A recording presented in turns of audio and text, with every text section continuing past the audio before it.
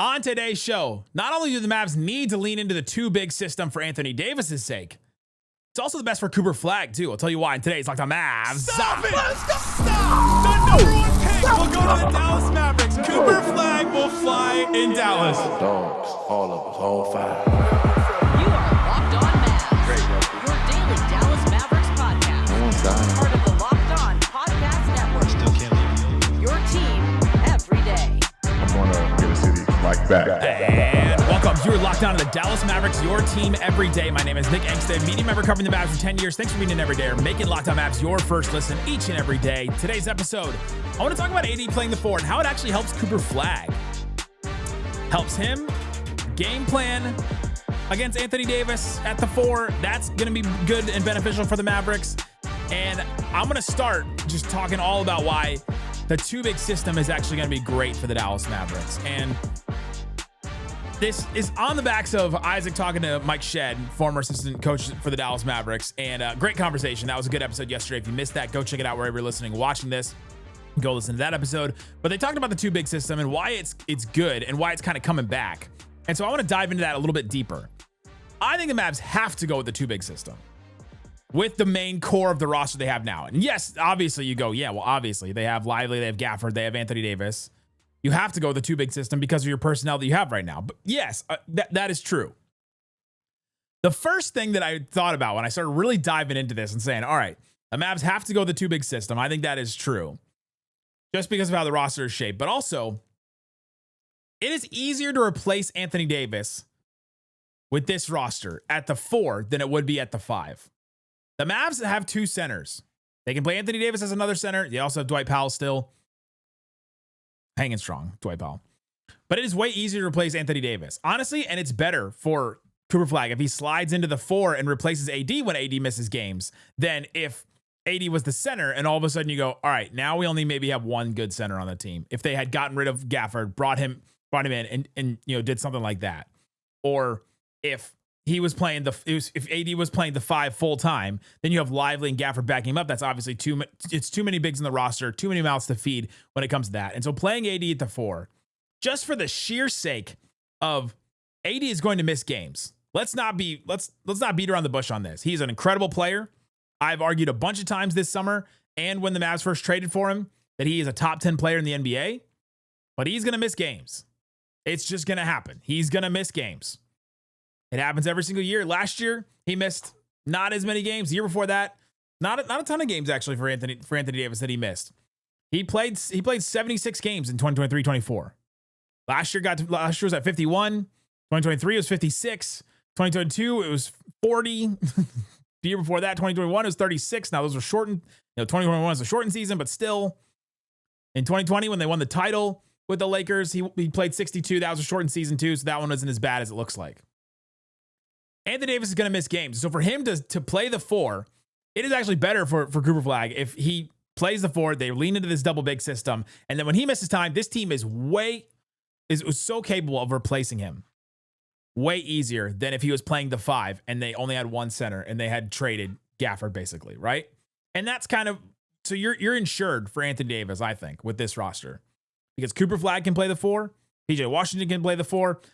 You can play Najee Marshall at times at the four if you really want to slide up and do that. But I think that just having Cooper Flagg and having Anthony Davis play that four, when he ever misses games, it's going to be way easy to replace him. Now, you could also use that argument and say, well, they should have used one of the centers to go and since they have fours, they should have used one of the centers to go get a guard. We talked about that all offseason. It doesn't look like the Mavericks are going to do that, which is fine. Now they've got this too big system, and I do think it's going to work. Flagg is almost better as a versatile fill-in-the-gaps player than he is just as a set, you play this one position player. And I think this is going to help him earlier in his career. Anthony Davis playing the four and having Cooper Flagg slide down and play this three, maybe even sometimes two, handle the ball sometimes. Jason Kidd has mentioned this. They talked about it all through Summer League, obviously. It was one of our big talking points through all of Summer League is that Cooper Flagg is going to handle the ball for the Summer League team. I think he's going to do it for the Mavericks too, especially with Kyrie out. They're going to give him some opportunity. Take his lumps early. Work on his guard skills. I think that's better for Cooper Flagg for his long-term development to play next to those fives like that, to work on some of those things. I see this as a development year for Flagg. Like, development year for an 18-year-old? Of course. That is what this season should be for him. The Mavs are going to be a win-now team. And so, yeah, you want Cooper Flagg to be utilized as best as possible. But I think it's better to utilize the areas where he's maybe not as great this season than to just put him in a scenario where you go, all right, well, this is your natural position. You play the best basketball you can right now at this very moment. In the system the Mavericks are in right now, with two bigs, with Anthony Davis, with Lively, with Gafford, and Cooper Flagg playing a 3, sometimes 2, sometimes 4, I think he's forced to work on his guard skills, work on his wing skills, be better guarding smaller guys. And that's going to help his versatility going forward. That's going to help him be able to do it all in all kinds of different ways for the Mavericks. I think that is more beneficial for Flagg. And so that's why I think that the two big system helps both Anthony Davis and it helps Cooper Flagg, because Cooper Flagg can slide into that 4 when Anthony Davis misses time. The Mavericks are gonna, not gonna miss a beat rotation wise. They'll miss a beat because Anthony Davis is great, but rotation wise they'll be set for Cooper Flagg to slide up there. But it is better for Anthony Davis to be playing and for Cooper Flagg to work on the guard skills, to guard smaller players, to work on that part of his game. Because then eventually, when Anthony Davis leaves, Cooper Flagg then slides back up to the 4. And now he's got all these guard skills that he's been working on for 2-3 years. And he can score the ball in his hands, run a pick and roll with a guy like Anthony Davis, with a guy like Dereck Lively, with a guy like Daniel Gafford. He's going to have all those opportunities. He wouldn't have as many if he was playing the 4. I don't think. And so he'll have those because Anthony Davis is a great roller. Lively's a great roller. Anthony Davis can face up a little bit. Flagg can also play off of Anthony Davis and set some screens for him too. But I think overall, I think this two big system is going to be great for Flagg as well. Another reason why the Mavs have to go with this two big system and it's best for the Mavericks, Anthony Davis wants to play the 4. We mentioned this a lot and it's like well documented, but I want to talk about how well documented it is with the Mavericks right now. So going back to January before the trade even happened, Anthony Davis was asked about his preference about playing the 4 when he was with the Lakers. And he said, the front office knows that. I told him that every year that I've been here, that he wants to play the 4. Okay. He's very specific about it. February 4th, Anthony Davis says he thinks that the plan regarding him playing power forward, he thinks that that's the plan for the Mavericks. He's eager to play with centers Dereck Lively and Daniel Gafford.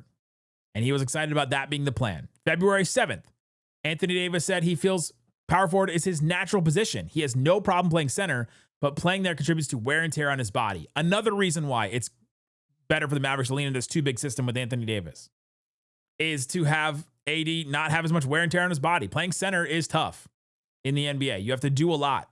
You have to defend a lot. You have to defend bigger guys. You're going up against Jokic and he's, trying to score down low. Sabonis is trying to score down low. Şengün is trying to score down low. You play with these bruisers. And that's what Lively and Gafford are going to do.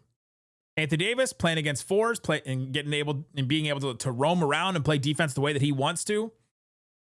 Offensively, not having to just run pick and rolls all the time. He can do some face-up stuff. He can do some other things, and he can be more versatile as a 4 than if you're playing the 5, where you just kind of have to roll and play in the dunker spot unless you're a shooter. And so the wear and tear on his body is something that Anthony Davis has specifically mentioned. He mentioned that on February 7th, and I think that's another reason why it's good for him.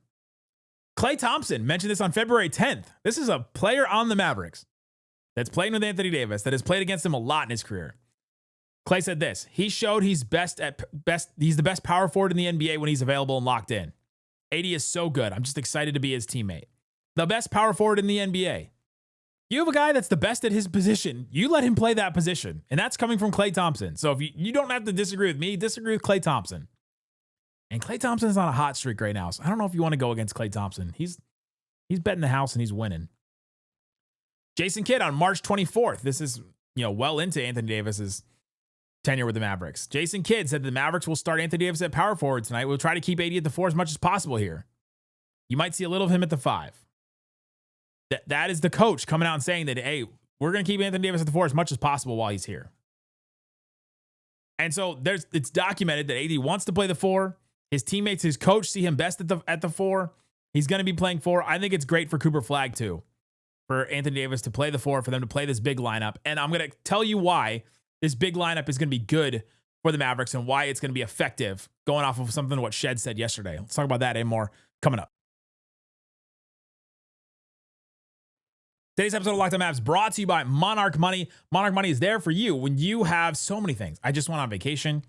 visited my family, and you go through airports, you go to different places when you're going to like, I don't know, like a museum or something, and you're like, oh, let's just pay for this. Apple Pay. I'm just like tapping my phone and my watch on all kinds of different things, and you lose track of all the stuff that you're spending and paying for. And with Monarch Money, they help you to get full visibility and control of your finances. It's more than a budgeting app. It's a complete financial command center. You can track your accounts, investments, and that spending that goes all over the place. Let me tell you. In addition to managing your money, you're also building wealth with Monarch Money. I like it because it has all kinds of different features that track all kinds of different things. Accounts, it's not just savings and checking and credit. Like, they have all kinds of different things that you can do. 401k, mortgage, student loans, any kind of other debts that you have or whatever, you can put that into Monarch Money, and you can come up with plans to try and get out of debt. You can come up with plans on how to save up for a house or something like that.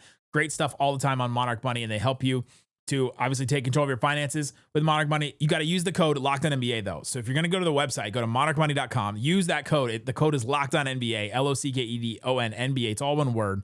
You get 50% off the first year. So if you're going to try it, you might as well put the code in and just give it a shot. That's monarchmoney.com, code LOCKEDONNBA for half off your first year at monarchmoney.com.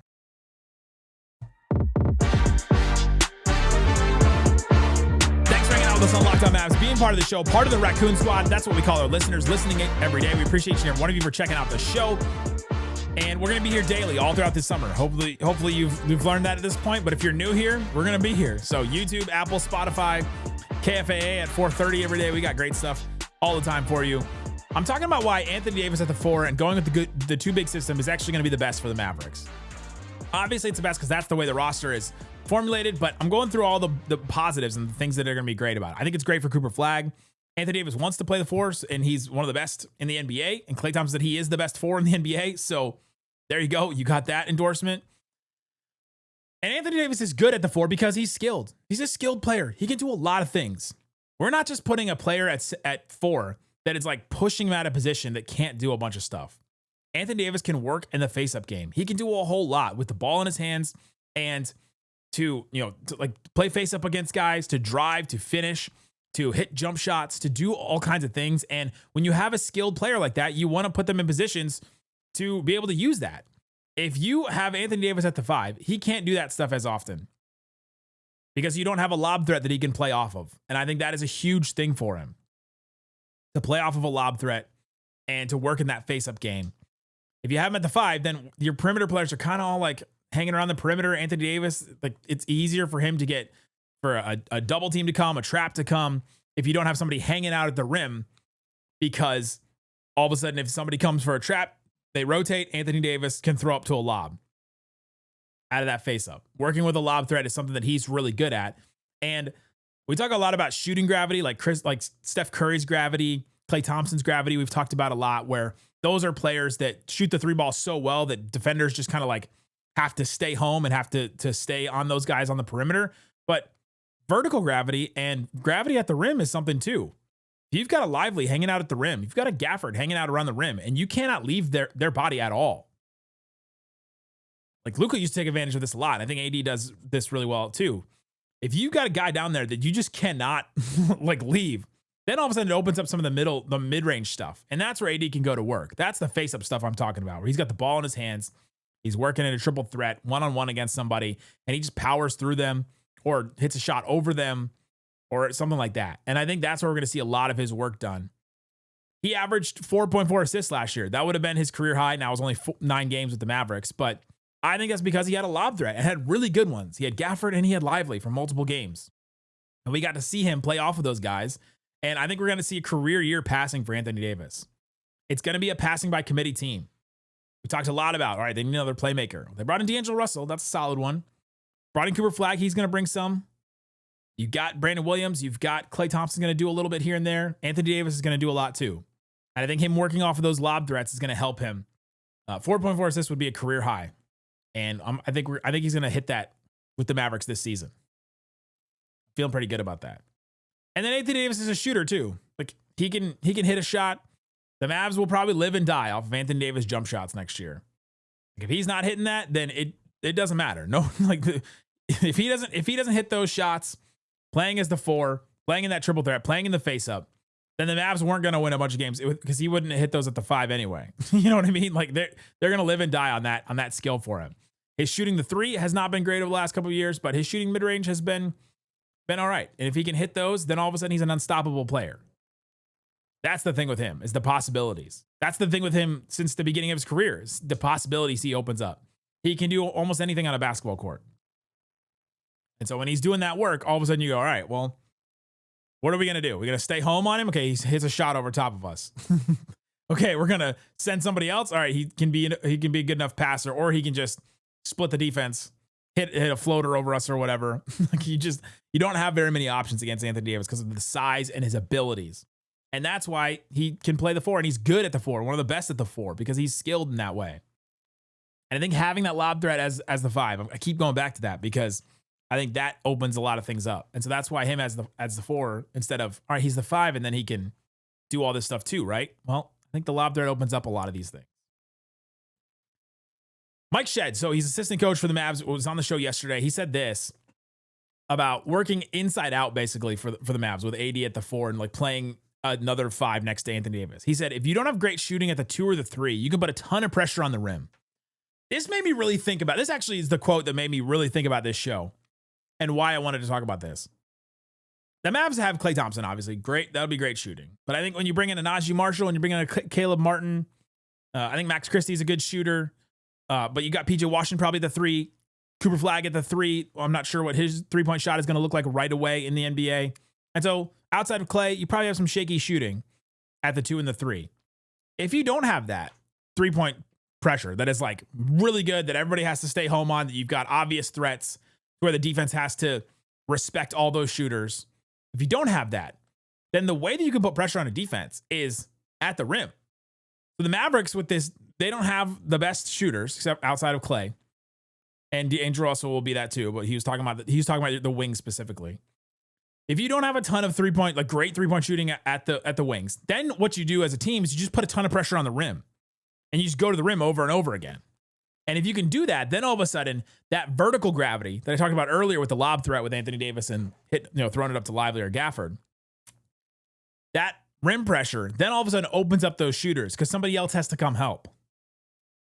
All of a sudden, a team is going to get stuck with a smaller defender on Anthony Davis. He gets to the rim.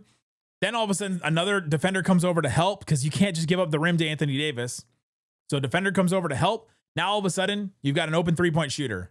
And it's way better to take an open 3-point to take an open shot as a 3-point shooter than a contested one, especially if you got shaky shooters, right? Like, think about how much better that is. And so I think that inside-out game for the Mavericks is going to be key in them putting a ton of pressure on the rim.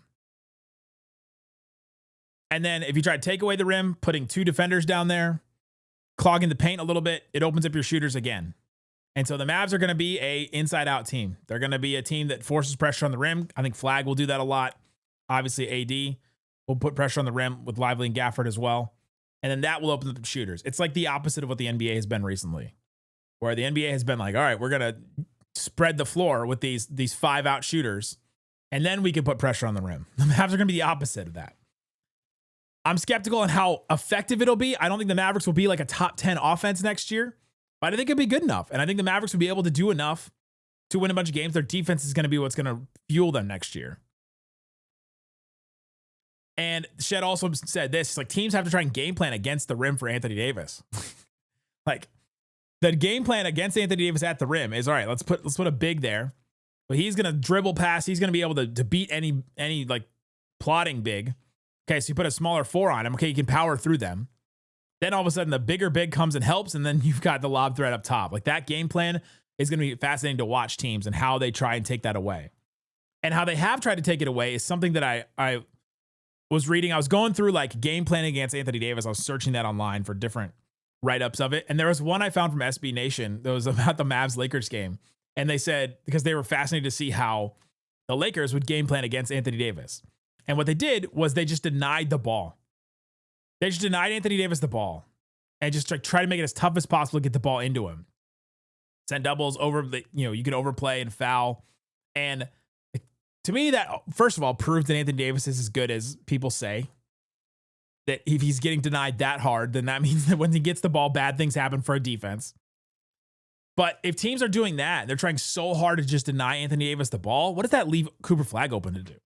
A lot. What does that leave Lively to do in a short roll? What does that leave D'Angelo Russell to do? Klay Thompson to do? That attention on Anthony Davis to just like deny him the ball, maybe send a double, maybe send help, maybe overplay and foul and then get into foul trouble. That opens up so much for everything else and for everybody else. So I think this inside out game is going to help, and game planning for Anthony Davis may be harder at the 4 than it is at the 5 actually.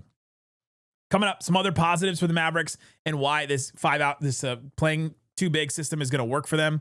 And then the 2 big systems coming back. I'm going to go through all the teams that are doing it. It's a lot. We'll talk about that and more coming up.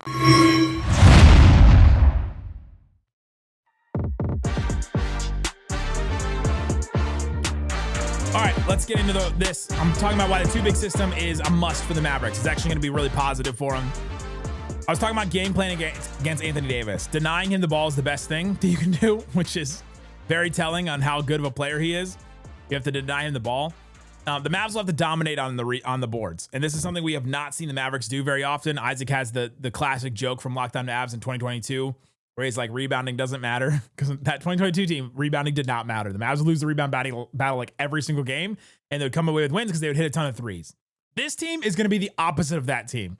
This team probably has to win the rebounding battle. You've got to get a ton of boards. Anthony Davis is a double-digit rebound machine, and we're going to see a ton of rebounds get had by Flagg, PJ, AD, Lively. Gafford's going to get in there and get some. And they've got to dominate the boards. And that is a hard thing to game plan against, because when you have that much size between a center and then Anthony Davis next to him, you have to have the personnel to match it. Like literal size at the 4, probably the 3, and definitely the 5. If you don't have the size, like think about the Warriors, they're just going to struggle against this Mavs team. The Mavs are just going to dominate them with their size. You think about some of these teams, like the Kings are starting Keegan Murray at the 4. You think about like some of these teams the teams that I'm about to not mention, the ones that are not playing these double bigs. They just do not have the literal humans to defend both a center and Anthony Davis at the same time. And that inherently just becomes an advantage if you just don't have the literal size. Like that is the thing you can try to game plan against. And you know how you game plan against it? You send multiple people to it. And that's what I was talking about earlier with denying Anthony Davis the ball. And so I think that's another thing about game planning against Anthony Davis. Sometimes you just have to have the literal personnel. And a lot of teams just don't have it. Like I'm even trying to think about, all right, the Thunder, they're going to have to send help, and they're going to have to overplay, and they're going to have to do a lot of things. Because I don't think they can play their 2 guys. I think Chet's going to be too small for Anthony Davis. I think Isaiah Hartenstein may not be a good enough defender for Anthony Davis. And I think that's caused them problems in the past.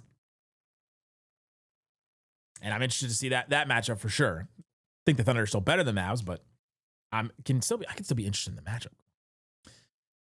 If you don't have the size for Lively, Gafford, AD, Flagg, PJ, then you're cooked. You're just cooked as a team. And the Mavs it's going to be easier for the Mavericks to score points against some of those teams. And so you just look across the league and are like, all right, who doesn't have enough size? You're screwed. Pelicans, probably done. Suns, we'll see about their size if Mark Williams plays, if Malawach is good enough early. Kings, no. Warriors, no. Lakers, probably not either. Starting Rui. So we'll see how that matchup goes once the Mavericks get into everything. I'm not taking anything from that matchup last year. That was one game.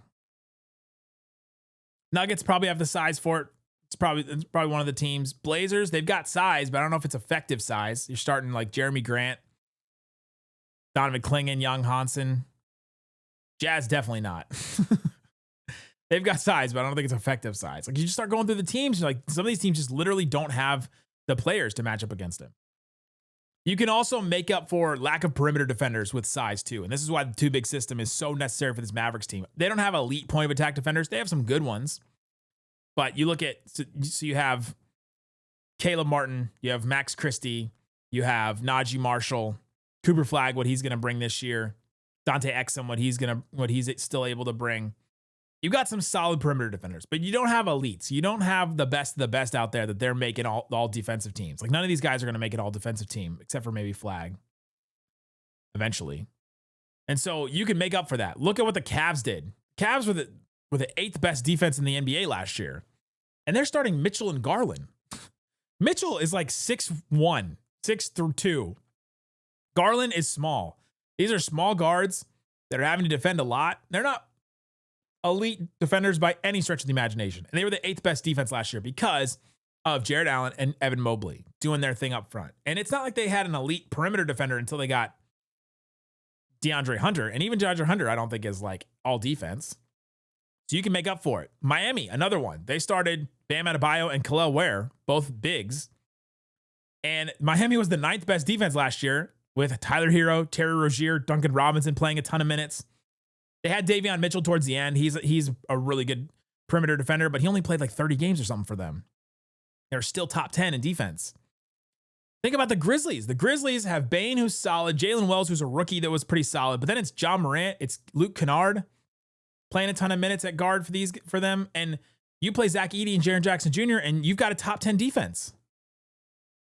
And so the Mavs will be similar to those teams, I think. I think they'll be a top 10 defense just because of the size with those guys. And so that can make up for a Klay Thompson getting older, a D'Angelo Russell not being a good defender, and all that. The two big systems coming back too. And I think the Mavs, whether they intended to or not, got ahead of the curve in a way. You've got the Mavs with AD, Lively, and Gafford. You've got the Rockets. They've been playing they played the two big lineup in the playoffs. I don't know how much they're going to play in the regular season. They didn't play it at all in the regular season last year. Some people are like, oh, the Rockets now have this two big thing.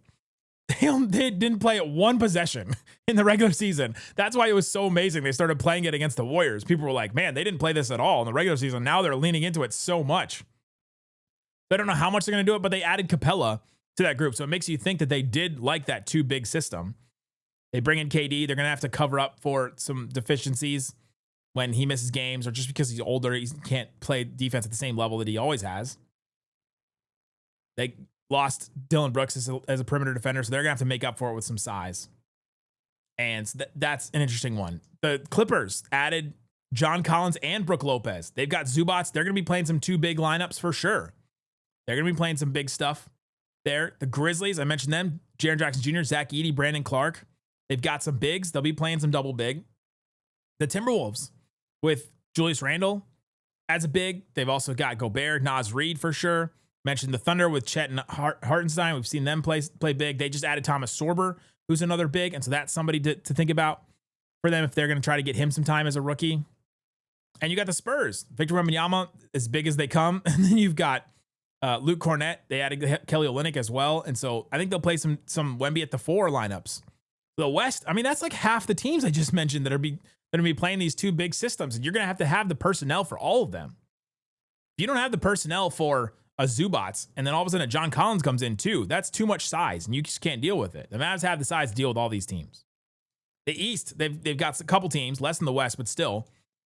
You got Cleveland with Mobley and Allen. They also added Larry Nance. Still got Dean Wade too, who's like kind of connected to the Mavericks. We haven't talked about that yet, but that's an interesting one.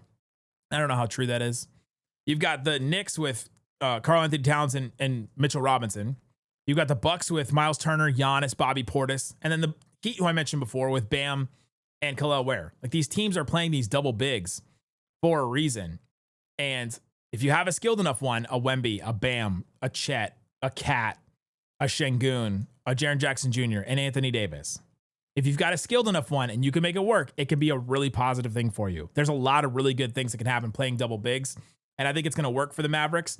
I don't know if it'll work on a championship level, but it'll definitely work on a winning a bunch of games level and helping Cooper Flagg's development in his first season.